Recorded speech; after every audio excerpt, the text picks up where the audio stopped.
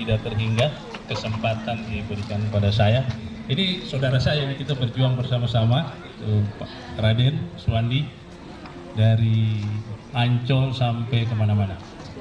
Dan sekarang saya dapat kesempatan dari beliau, susah-susah nih dapat kesempatan dari Pak Raden Suwandi, karena beliau tadi tampil di depan, saya grogi juga. Pak Frans motivasinya luar biasa. Ada dua hal yang saya ambil hikmahnya dari saya hadir di sini, justru saya belajar.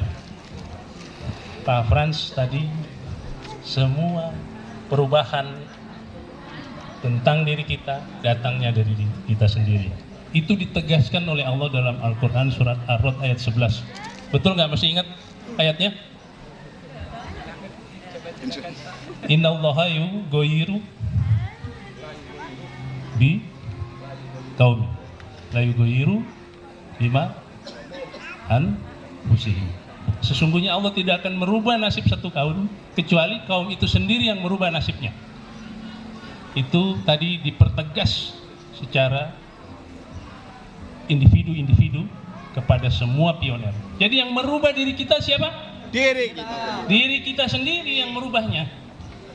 Ini luar biasa. Saya diingatkan kembali. Terima kasih ya. Aku kalau panggilnya bacanya Kak Frans.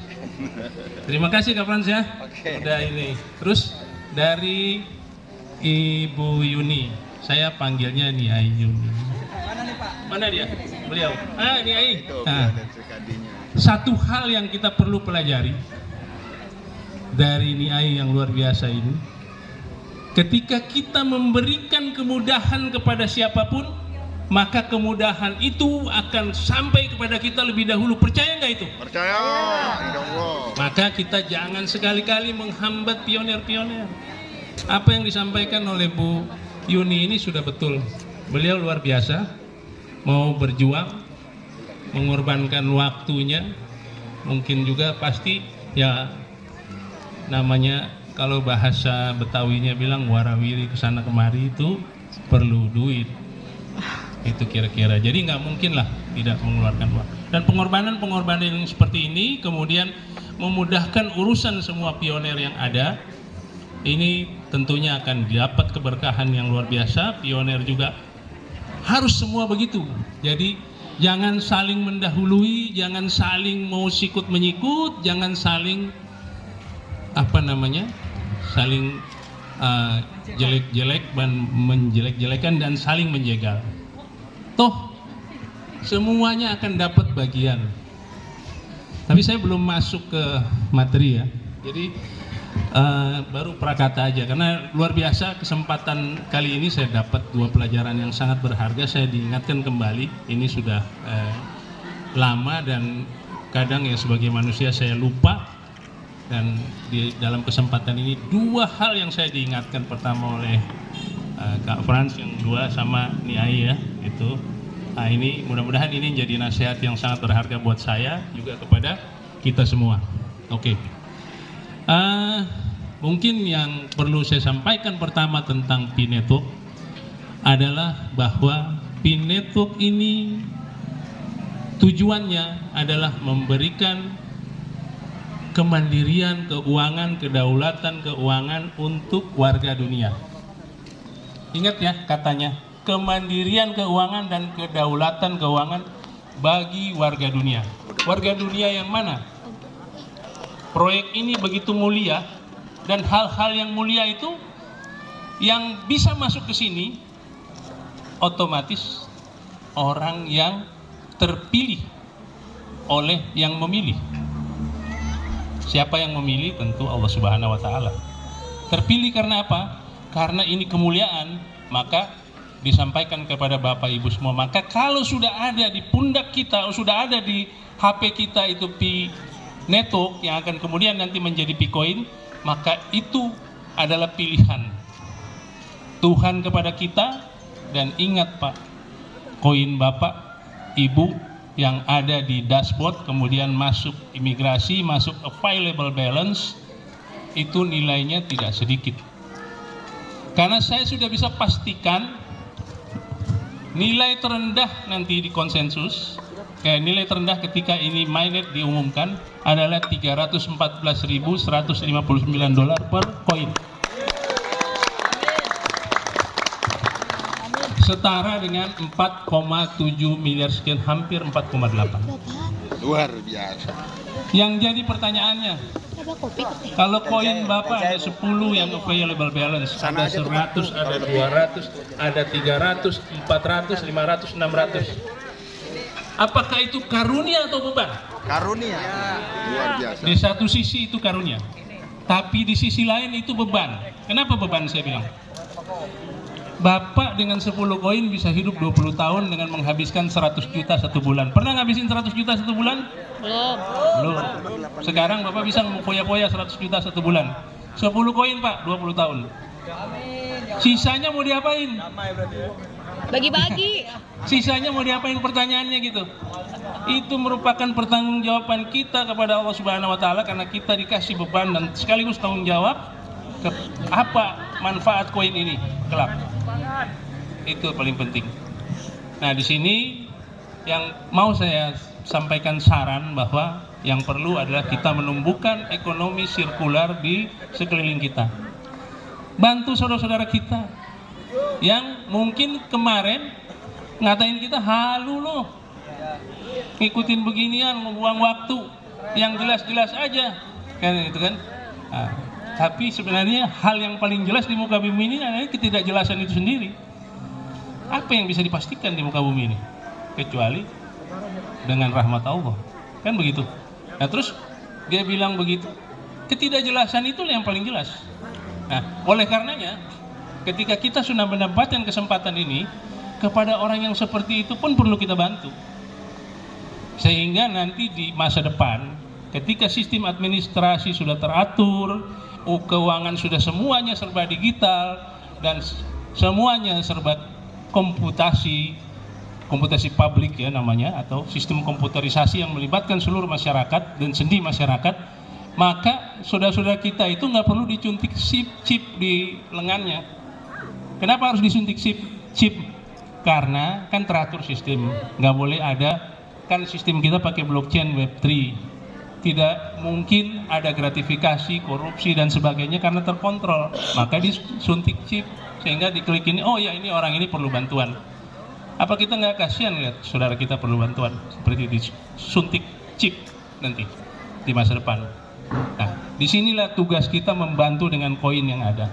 Hidupkan ekonomi sirkular. Bagaimana teman-teman sekolah kita, teman-teman di pesantren dulu yang hidupnya tidak beruntung? Apa kita biarkan mereka seperti itu? Kelak mereka disuntik chip, dipasangin chip di lengannya untuk supaya bisa monitor, mereka dapat bantuan. Apa kita tega? Enggak. Tidak. Kita harus memberikan bantuan. Nicholas dalam nasihatnya beberapa waktu yang lalu, dia mengucapkan selamat kepada pioner. Sekaligus juga dia menyampaikan kekhawatiran karena ditakutkan pionernya akan menghambur-hamburkan uang luar biasa karena kaget gitu ya. Kalau kagetnya pingsan nggak masalah, tapi kagetnya itu foya-foya, itu yang celaka. Kalau kagetnya pingsan kan nanti diobatin, nasihatin, Pak Frans sudah datang nih, kamu begini-begini, selesai. Tapi kalau kagetnya tiba-tiba keluar dari garis, jauh dari Pak Frans, jauh dari Raden Suwandi, dari kita-kita semua, foya-foya. Foya-foya ngabisin duit di Anyer aja udah berapa duit itu? Satu malam 1 miliar, bisa saja terjadi, kan? Hidup itu sia-sia yang kayak gitu. Maka ini yang perlu saya sampaikan, bahwa ini beban di pundak kita dikasih tanggung jawab yang luar biasa, dan kita orang pilihan, maka kita perlu supaya bisa menumbuh kembangkan ekonomi di sekeliling kita. Sahabat kita bantu, saudara kita bantu, bahkan orang-orang yang menghina kita bantu, sehingga mereka tersadar bahwa ini proyek bukan abal-abal. Saya akan sampaikan nih, banyak orang mengatakan halu, abal-abal dan segala macam. Saya juga mantan penambang koin rig. Tadi Pak Haji itu bicara tentang node. Node itu ada 2 tipe node di penambangan rig. Ada, kalau kita node cukup untuk mencatat blockchain. Ketika saya bermain di penambangan rig, itu ngabisin energi, ngabisin nyolong listrik, sehingga hidup pun nggak bagus. Karena kan mahal biayanya, kosnya. Nah, kita dikasih kesempatan nambang biaya murah, gratis lah katakan. Misalkan nggak datang ini, mepet-mepet aja di sini nih, pura-pura nyari Raden Suwandi. Nanti kita mau minjem wifi kan, klik, selesai, pulang. HP nggak isi data, masih nambang 24 jam sampai besok lagi. Mudah-mudahan besok punya rezeki kita beli pulsa, beli data. Nah, itu kira-kira. Jadi begitu murah, mudah, ramah lingkungan ini. Jadi tidak mahal. Bagaimana hal yang murah, ramah lingkungan yang diberikan seorang Nicholas Ching Diopang kepada kita, kemudian kita menjadi tamak dan memberikan kepada orang lain dengan harga yang mahal. Nah, ini yang tidak pantas. Itu yang tadi diberikan contoh oleh Bu Yuni tadi, bahwa memberikan kemudahan kepada sesama kita itu hal yang paling utama yang dilakukan di Pi Network. Karena proyek ini memang ditujukan untuk memudahkan semua orang. Yang kedua, perlu Bapak Ibu ketahui bahwa tujuan daripada Bitcoin ini tidak sama dengan koin-koin konvensional lainnya. Tidak sama dengan Ethereum yang menggunakan Web 2.0, tidak sama dengan Bitcoin yang menggunakan Web 1.0. Ini Bitcoin adalah teknologi yang paling mutakhir menggunakan Web 3.0. Goalnya apa? Dengan teknologi yang begini syarat, ada main network, ada ekosistem yang begitu luar biasa, anti money laundering, anti FATF, Force Action Financial Action Task Force, atau anti dana-dana untuk menumbuhkan terorisme, kejahatan internasional. Itu semua bisa terbaca di sini oleh sistem algoritma yang ada di Pi Network. Bahkan gak usah jauh-jauh, kita punya latar belakang gak bagus, ikut hackathon pasti tidak lulus karena terbaca oleh algoritma. Itu ini sudah ada bukti, tapi saya tidak menyimpulkan apa-apa. Ini sistem yang sangat luar biasa. Jadi dengan begitu juga ekologi di dalamnya. Di dalamnya ini ada interaksi pasar, ada pemenang hackathon yang bisa nanti antara lain adalah Pi Showroom, ada Pi Property, ada Pi Travel, ada yang lain-lainnya, ada yang dari luar negeri. Tapi yang kita utamakan adalah yang dalam negeri. Patut nggak kita dukung itu yang dalam negeri? Patut kita dukung. Tetapi perlu juga kita sentil kalau nanti melenceng. Kenapa perlu kita sentil kalau melenceng? Karena kita adalah pioner. Artinya pioner itu perintis. Yang dulu memperjuangkan kemerdekaan siapa? Perintis kemerdekaan. Mereka berjuang mengorbankan nyawa dan segala macam untuk mencapai kemerdekaan. Sama sekarang dengan kita ini. Ada 1.700.000 orang yang aktif nambang di Indonesia, itu melakukan hal yang sama seperti perintis kemerdekaan dulu. Kita memerdekakan manusia Indonesia dari kemiskinan. Itu tugas kita. Kita sekarang dapat kesempatan ini. Terus kita sebagai perintis, kemudian ada yang menang hackathon, yang mendukung juga kita, kemudian mereka menghina kita, pantas nggak? Tidak pantas. Kalau hal ini terjadi, perlu kita tegur, tetapi bukan kita adili. Kita tegur. Kalau orang melenceng, harus tegur, wajib hukumnya. Kalau masih juga dipaksakan, tinggalin. Masih banyak kok. Begitu open minded nanti, kita tidak memerlukan siapapun, kita semua masuk, terbuka. Namanya open minded kan? Open mind network, jaringan kerja besar tergabung, open source tergabung, semua sumber tergabung. Maka kita tinggal datang ke bank, konversi. Kenapa saya bilang konversi bukan withdraw? Karena Pi adalah uang. Saya mau kasih contoh nih biar semuanya jangan salah ini. Abang punya uang berapa di kantong? Berapa duit? Ada punya megang uang 50.000 nggak di kantong? Ada. Keluarin. Keluarin. Biar kita kasih contoh, biar gamblang. Apa ini Pi? Hah? Ini aja. Kalau udah Bapak pegang aja, Pak. Pegang Bapak aja. kemari deh. Bapak Kemari, Bapak nggak pegang. apa-apa, Pak.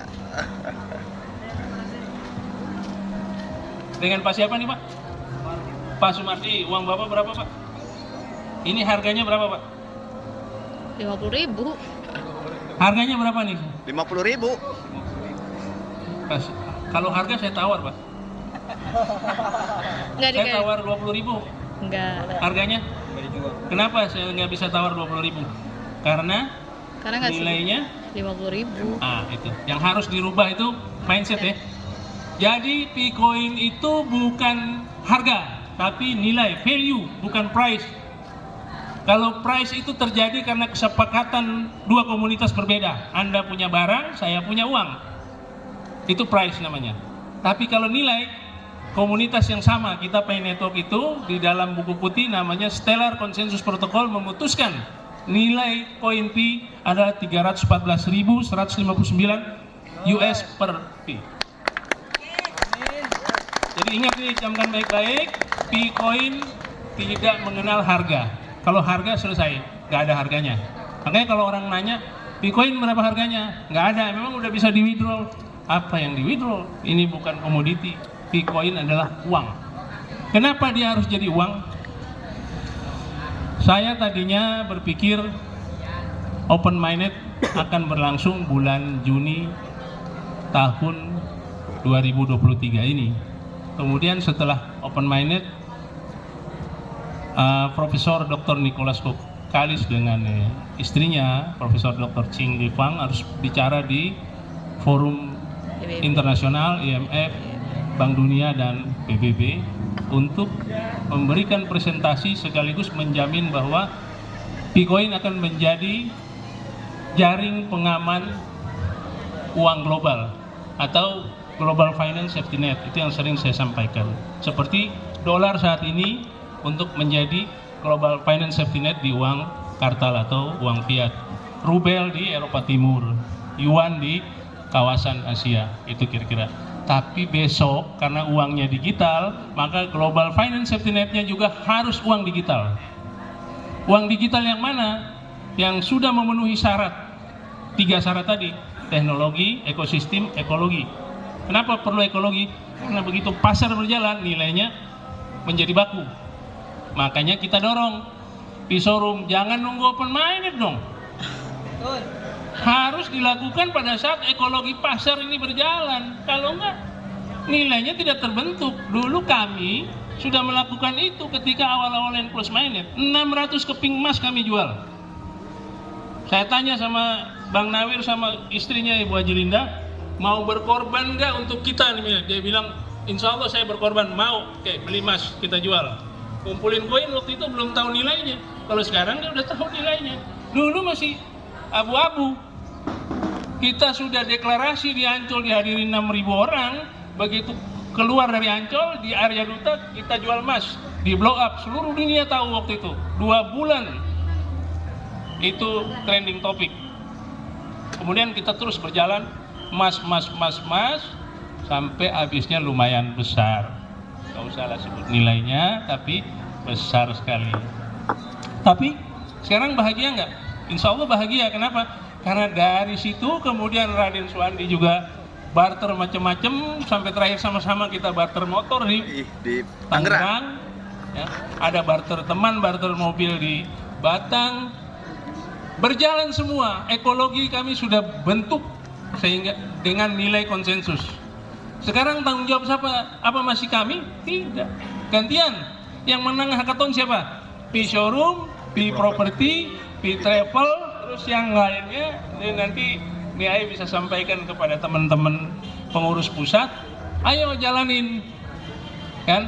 Mudah-mudahan ada investor katanya mau yang mandiri dulu. Silakan. Yang penting ekologinya kita tumbuhkan. Sehingga begitu kita tumbuhkan, maka open minded segera tiba. Kapan open minded? Pertanyaannya kan, kapan open minded? Kalau ikut video saya di Bogor, saya sudah sampaikan ketika open source terjadi dengan masuk ke sekaligus masuk ke Web 3.0, terjadi connecting di Web 3.0, makanya kita ketik HTTPS berubah menjadi P dari sekian, itu antara 1 bulan sampai 1,5 bulan. Bukan dari sekarang, dari kemarin, dari tanggal 14 Maret kemarin. Makanya ini udah dekat. Menghitung Ya, hari. kita sama-sama berdoa. Ini hitungan saya. Hitungan saya, tapi kita sama-sama berdoa. Kita sama-sama. Kenapa saya bilang gitu? Sebab ekologi berjalan atau tidak di Indonesia, Cina pasti jalan. Ekologi berjalan atau tidak, ini negara-negara ada 120 negara sudah sekarat. Pak Jokowi dari tahun lalu sudah bilang ada 120 negara akan kolaps, dan itu negara-negara besar. Sekarang 18 negara dalam perawatan IMF. Beberapa hari yang lalu saya dapat berita, semakin saya yakin bahwa open minded akan segera tiba, saya dapat berita IMF lempar handuk di sudut putih, sudut netral. Lempar handuk putih di sudut netral. Kalau tinju itu istilahnya, kalau begitu dia buang handuk putih di sudut netral, itu berarti udah nyerah. Tidak mampu mendanai negara-negara yang kolaps. Artinya apa? Kemampuan IMF sudah sangat terbatas. Bahkan kalau IMF gerak terus, sekarat juga IMF. Kenapa? Bank-bank investasi seperti Silicon Valley di Amerika itu bangkrut. Bank-bank investasi, bank-bank besar. Nah, bagaimana menyelamatkan dunia? Indonesia oke, hebat, 5,3 sampai 5,5 pertumbuhannya. Tapi barangnya mau dijual kemana, bro? Ayo, negara-negara yang terima barang kita juga lagi kolaps. Artinya kita terima barang, kita terimbas nggak? Terimbas, pasti. Karena daya beli dalam negeri nggak mungkin mampu. Satu-satunya yang mampu menyelamatkan dunia ini adalah apa? P-Coin. Betul. Bayangkan saja dengan nilainya segitu, 314.159 di awal, sudah menyelamatkan dunia nggak kalau Anda membelanjakan 1 koin 1 bulan? Ya kan? Artinya ekonomi retail berputar, semua akan kembali berputar. Nah, inilah alasannya kenapa open minded itu harus segera dipercepat. Kalau tidak dipercepat, maka Dr. Nicholas ikut menyumbang kehancuran buat bumi ini, buat dunia. Maka harus dipercepat. Ya, mudah-mudahan gak lama lagi. Cuman saya agak kaget. Tadinya saya pikir pidatonya nanti di depan IMF maupun di Bank Dunia, ternyata di White House. Ada apa ini dengan Amerika nih? Kok tiba-tiba sabot? Oke lah, kita masih bisa terima karena ini didaftarkan di negara bagian California. Otomatis tunduk pada undang-undang California. Itu negara bagiannya Amerika kan? Nah, jadi oke lah, nggak apa-apa. Dan Amerika juga kayaknya curi start supaya mereka tidak ketinggalan dari Cina. Nah, artinya sebenarnya orang Indonesia ini diuntungkan. Nah, terus selanjutnya, saya mau kasih satu motivasi yang tinggi bahwa para pioner ini punya harga diri yang tinggi. Terlepas dari apa pendidikannya, apa latar belakang pengetahuannya tentang pioner itu, ketika sudah ikut nambang, maka dia disebut pioner. Pioner ini saya ibaratkan menjadi darah dan daging bagi tubuh manusia. Bayangkan saja P-Network yang begitu hebat dengan ekologi, ekosistem, teknologi, dan utilitas kebermanfaatannya. Berfungsi nggak kalau pionernya nggak jalan? Enggak. Tidak kan? Nggak ada yang buat belanja, koin ketahan di pioner. Tidak berfungsi kan? Karena kita adalah darah dan dagingnya. Bagaimana bisa hidup makhluk tanpa darah dan daging? Yang ada tengkorak, bisa jalan patah. Itu kira-kira. Jadi luar biasanya kita, makanya dikasih penghargaan setinggi itu. Di dalam buku putih disebutkan kita yang menentukan nilai. Makanya ada orang-orang, nggak bisa, itu harus lewat dengan vendor. Vendor tidak punya hak di sini. Yang punya hak pioner disebutkan Stellar Consensus Protocol atau konsensus bintang. Stellar itu bintang ya.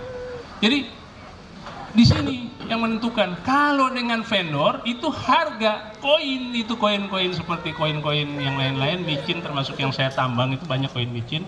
Itu baru harga karena komoditi. Ini uang. Tadi udah kita contohkan. Uang itu seperti ini. Nilai dia bukan harga.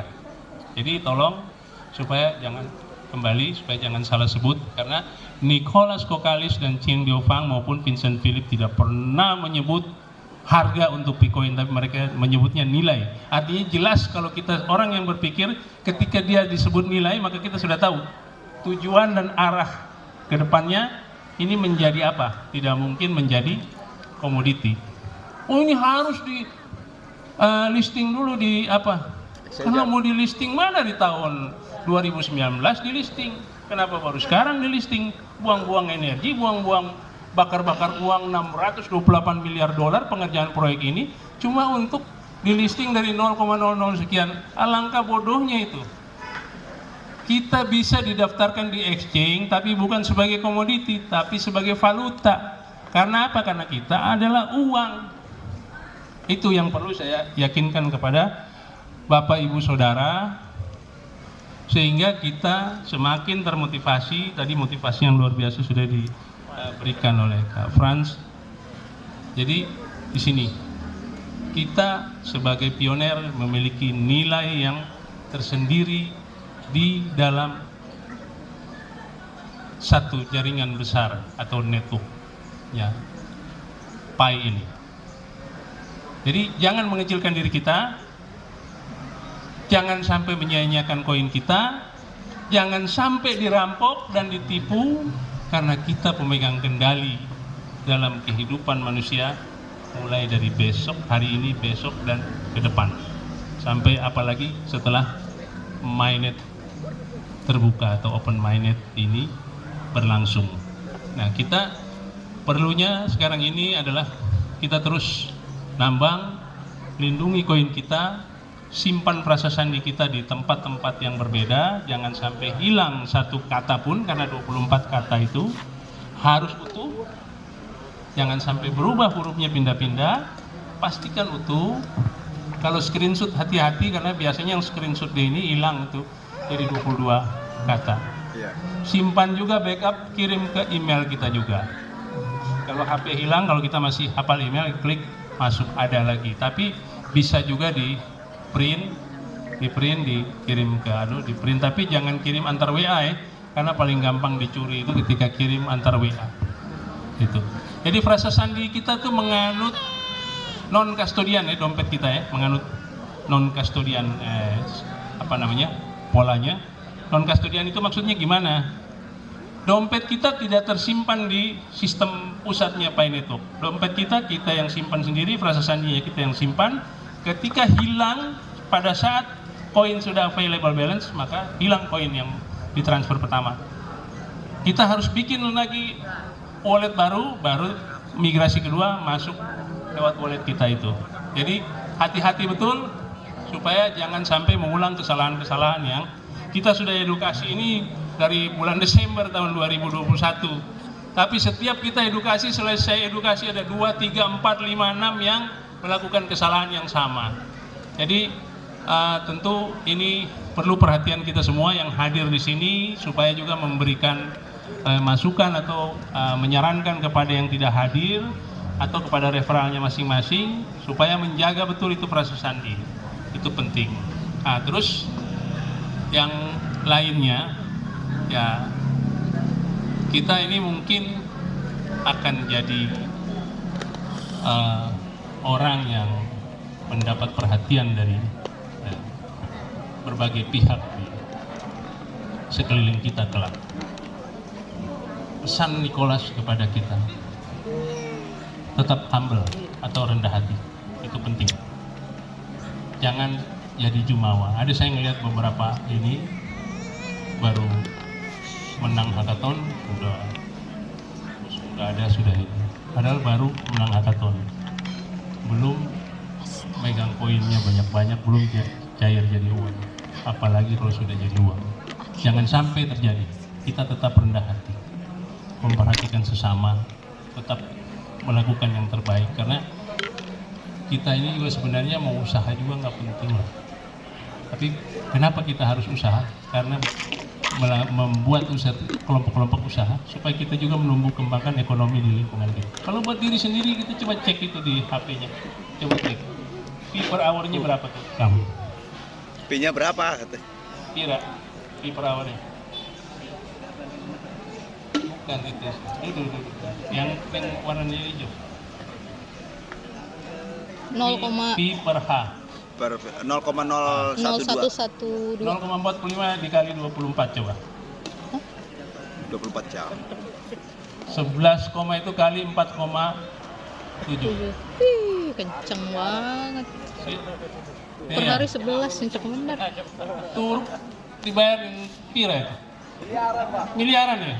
Puluhan miliar kan? 50 miliar lebih. Satu intern yang dibayar segitu ya. Jadi bayangin aja tuh. Ini ngapain kita pusing? Kita sudah dibayar segitu. Kalau kita bisa bikin ekonomi sirkular, kita bangun, kita tumbuhkan untuk sekeliling kita nggak akan rugi. Ini loh. Kenapa kok bisa begini? Itu ilmu pengetahuan. Ada hadisnya. Betul. Nabi katakan bahwa ada orang kaya orang miskin hari ini, besok dia kaya raya. Amin. Ada hadisnya. Jadi ini bukan abal-abal, kecuali orang nggak pernah membaca, dia nggak tahu. Ada hadisnya.